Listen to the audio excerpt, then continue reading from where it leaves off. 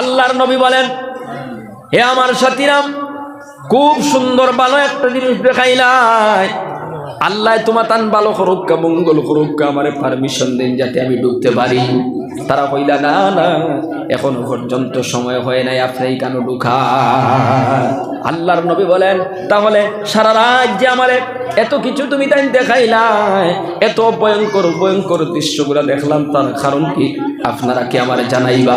হযরতে জিবরিল আমিন ডাক দিয়া বলেন, ইয়া রাসূলুল্লাহ, ও দেখবে পিবি স্টুডিও প্রেজেন্ট। হাদিস শরীফের মধ্যে আছে, আল্লাহর রাসূল সাল্লাল্লাহু আলাইহি সাল্লাম ডেইলি ফজরের নামাজ পড়িয়া সাহাবায়ে কেরামের দিকে মুখ ফিরাইয়া জিকাইতা যে আজকে আপনারা কোনো খাব দেখছেননি? তো কেউ কোনো খাব দেখলে কইতা, ইয়া রাসূলুল্লাহ, আমি এই যে একটা খাব দেখছি, একটা স্বপ্ন দেখছি। তো নবীকে খাবার ব্যাখ্যা করে দিতা, তাবির করিয়া দিতা। সেই অভ্যাস মুআফিক আল্লাহ রাসূল সাল্লাল্লাহু আলাইহি ওয়াসাল্লামের দিনে সাহাবায়ে কেরামকে জিকাইলা, আপনারা কেউ কোনো খাব দেখছেননি? তারা কইলা, জি না, আমরা কেউ কোনো খাব দেখছি। নবীজি ফরমাইলা, আমি আজকে রাত্রে একটা খাব দেখছি। দুইজন মানুষ আমার কাছে আইলা, দুইজন ব্যক্তি আইয়া আমারে কইলা, আপনি চলুক। আমি তারার লগে রওনা দিলাম।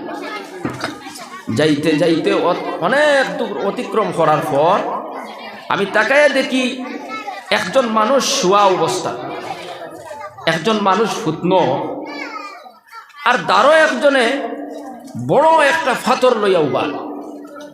ও ফাতর উগু দিয়া যখন মাথার মধ্যে মারল, তখন মাথা চূর্ণ বিচূর্ণ হয়ে যায়, রেজা রেজা হয়ে যায়। আর ফাতর উগু গিয়া তোরা দূরই হরিয়া গিয়া পড়ে। তো যাইন ফাতর মাত্রা তাইন ফাতর উগু আনার যাই, লইয়া আইতে আইতে মাথা উগু আবার আগর মতো ঠিক হয়ে যায়। আইয়া আবার ফাতর দিয়ে মাথার মধ্যে মারল, আমার মাথা চূর্ণ বিচূর্ণ হয়ে যায়, ফাতর উগু দূরে উড়িয়া গিয়া পড়ে। ওগু আনার যাই, আনতে আনতে মাথা বালা হয়ে যায়, আবার ফাতর দিয়ে মারল। এই ভয়ঙ্কর শাস্তির দৃশ্য দেখিয়া নবীজি অবাক হইয়া সঙ্গের যে দুইজন সাথী আসলা, তারারে জিকাইলা, এই ভয়ঙ্কর শাস্তির কারণ কিটা? তো নবীজি ফরমাইতরা, তারা আমারে কইলা, আপনি আরো তোলা আগে দিচ্ছ লোকা। আল্লাহর নবী বলেন, আমি আরো কিছু দূর অতিক্রম করলাম। আরো কিছু দূর অতিক্রম করার পর তাকায় দেখি একজন মানুষ শীতে ফুটি রইছে, মুখ বাজু উফরে দিয়া ফুটি রইছে। আর দাঁড়ো একজন মানুষে, একজন ব্যক্তি লোহার একটা জাম্বুরা দিয়া মাথা সিরিতরা, খান সিরিতরা, নাক সিরিতরা, মুখ সিরিতরা। ও সাইড যখন সিরা শেষ হয়ে যায়, হ সাইডে সিরা শুরু করুন। আবার যখন হ সাইডে সিরা শুরু করুন, ও সাইড বালা হয়ে যায়। আবার হ সাইড সিরা শুরু করুন, ও সাইড বালা হয়ে যায়। আল্লাহু আকবার হুকুম। এইভাবে ভয়ঙ্কর শাস্তি দেওয়া। নবীজি ফরমাইলাম, হে আমার সাথীরা, এই ভয়ঙ্কর শাস্তির কারণ কিটা? সাথী হলে কইলা, আপনি আরো তোরা আগে দিয়ে রাখা। আমি আগে দিয়ে যাওয়া শুরু করলাম। আরো কিছু দূর যাওয়ার পর তাকাইয়া দেখি একটা তন্দুর, ও যে বিস্কুট বানানোর তন্দুর আছে না নাই, উপর বাজু ছোট, নিচ বাজু বড়, ভিতরে খালি আগুন। আমি একটু উকি মারি তাকাইয়া দেখি এই তন্দুরের ভিতরে অসংখ্য ল্যাংটা মানুষ, অসংখ্য ল্যাংটা পুরুষ মানুষ, মহিলা মানুষ, শরীরের মধ্যে কোনো কাপড় নাই, উলঙ্গ অবস্থায় এই আগুনের ভিতরে তারা চিল্লা চিৎকার করতে আছে। আগুনে তলে দিয়ে দাও দাও করে, আগুনে ঠেলা মারি উফরি দিয়ে উঠায়, তারা বারোই যেটা আবার ঠেলা মারিয়া আগুনে তলে দিলে। এইভাবে শাস্তি হইতেছে। আমি জিকাইলাম আমার সাথী অগলারে, এই ঘটনার কারণ কিটা? তারা আমারে কইলা, আপনি আরো দূর আগে দিয়ে কুয়া। আমি আরো কিছু দূর যাওয়ার পর তাকায়া দেখি একটা রক্তর নদী, আর ওই নদীর মাঝখানো একজন আল্লাহর বন্দায় খালি সাঁতার কাটতে আছে। আর নদীর পারো এক বেটায় ফাত্তর, বেশ কতগু ফাত্তর লইয়া উবাই গেছে।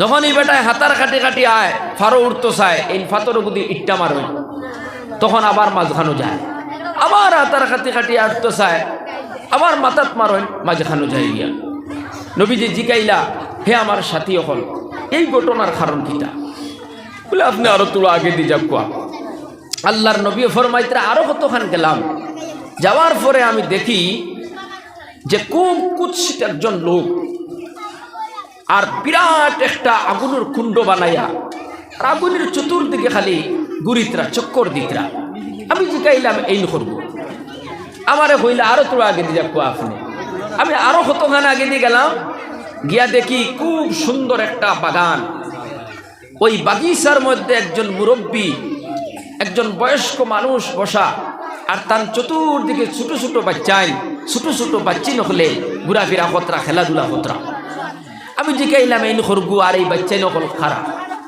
তো আমার সাথী দয়জনে কইলা আপনি আরো তোরা আগে দিয়ে যাবো আরো একটু সামনের দিকে গেলাম গিয়া দেখি বিরাট বড় একটা গাছ এই গাছ এমন গাছ আমার জীবনে আমি আর কোনোদিন দেখি নাই তো আমার সাথী হলে কইলা আপনি গাছের উপরে আরোহণ করুক উঠুক আমি গাছের উপরে উঠলাম উঠার পর তাকায়া দেখি খুব সুন্দর একটা শহর এই শহরের মধ্যে যখন ঢুকলাম লগে লগে গেট খুলিয়া দেওয়া হয়ে গেল দরজা খুলিয়া দেওয়া হয়ে গেল আমরা দেখি এই বিল্ডিং গুলোর মধ্যে কিছু মানুষ শরীরের অর্ধেক অংশ কুৎসিত দেখার কোনো সুন্দর নাই আর অর্ধেক অংশ খুব বেশি সুন্দর আর তারও একটা আপনার দুধর নহর আছে দুধর নহর আছে তো সাথী হলে আপনার এই যারা অর্ধেক কুৎসিত আর অর্ধেক সুন্দর এরারে হইলা আপনারা ও দুধর নহরের মধ্যে ডুব দেখবা লগে লগে এরা ডুব দিলাইলা আর ডুব দেওয়ার পরে এরার চেহারা সুন্দর হয়ে গেল সুবহানাল্লাহ আমি জিগাইলাম এরা খরগুন আর এই মহলটা কি দাম দুইজন সাথী একজনের নাম হলো জিবরাইল আর একজনের নাম হলো মিকাইল তারা দুইজনে কইলা এই যে মানুষগুলা দেখলাম এরা জমিনের মধ্যে নেক আমল করতো বদ আমল করতো নেক আমল করতো বদ আমল করতো আল্লাহ পাক রব্বুল আলামিন তারারে ক্ষমা করে দিলাইছেন সুবহানাল্লাহ এরা ক্ষমা পাইলাইছে আর এই মহলটা হলো জান্নাতে আদন সুবহানাল্লাহ ক্ষমা পাইলাইছে এরা তওবা করিয়া গেছে দুনিয়ার থেকে তওবা করিয়া গেছে খান্দিয়া গেছে বদ আমলের কারণে এরার শরীরের এক সাইড কুৎসিত চেহারা নষ্ট আর এক সাইড তারার সুন্দর আল্লাহ ক্ষমা করে দিলাইছেন এই জন্য এই দুধর নহরের মধ্যে তাদেরকে গোসল করাইয়া তাদেরকে সুন্দর চেহারা বানাইয়া আল্লাহ জান্নাত দিয়া দিয়েছেন সুবহানাল্লাহ এই জান্নাত এমন একটা জান্নাত যেখানের একটা ইট সোনার একটা ইট রূপার সুবহানাল্লাহ আমার হইলা আপনি উফরি দিতে দেখো কোয়া আমি উফরি দি চাইলাম চাইয়া দেখি আরো সুন্দর একটা মহল আমার জীবনে কোনোদিন ইলা মহল আমি আর দেখছি না সুবহানাল্লাহ তো এই মহল এত সুন্দর আর দেখা যার যে সাদা মেঘর শাখার মতো চমকিতে আছে আমারে কইলা এটা হইল আপনার বাসস্থান এটা হইল আপনার জন্য সুবহানাল্লাহ আল্লাহর নবী বলেন হে আমার সাথীরাম খুব সুন্দর ভালো একটা জিনিস দেখাইলাই আল্লাহ তোমার তান ভালো করুক মঙ্গল করুক আমারে পারমিশন দেন যাতে আমি ডুবতে পারি তারা কইলা না না এখনো পর্যন্ত সময় হয় নাই আপনি কেন ঢুকা আল্লাহর নবী বলেন তাহলে সারা রাত যে আমারে এত কিছু তুমি তাই দেখাইলাই এত ভয়ঙ্কর ভয়ঙ্কর দৃশ্যগুলো দেখলাম তার কারণ কি আপনারা কি আমারে জানাইবা হযরতে জিবরিল আমিন ডাক দিয়া বলেন ইয়া রাসূলুল্লাহ ও যে এক বেটা ফুটনো দেখছো আর দারো এক বেটা বড় পাথর লইয়া পাথর দিয়া মাথার মধ্যে মারে মাথা চূর্ণ বিচূর্ণ হয়ে যায় আবার পাথর আনতে আনতে মাথা ঠিক হয়ে যায় আবার মাথার মধ্যে পাথর বাড়া হয় আবার সেই মাথা চূর্ণ বিচূর্ণ হয়ে যায় এই মানুষটা হলো কোরআনের শিক্ষিত মানুষ এই কোরআনের শিক্ষায় শিক্ষিত মানুষ একজন আলেম কিন্তু ফরজ নামাজ তুইয়া হুতি থাকতো ঘুমাই থাকতো নমাজ ফরজ নামাজ তুইয়া গাফিল থাকতো দোকানও বই রইতো, রাস্তাঘাটে বই থাকতো, বাড়িতে ঘুমায়া থাকতো।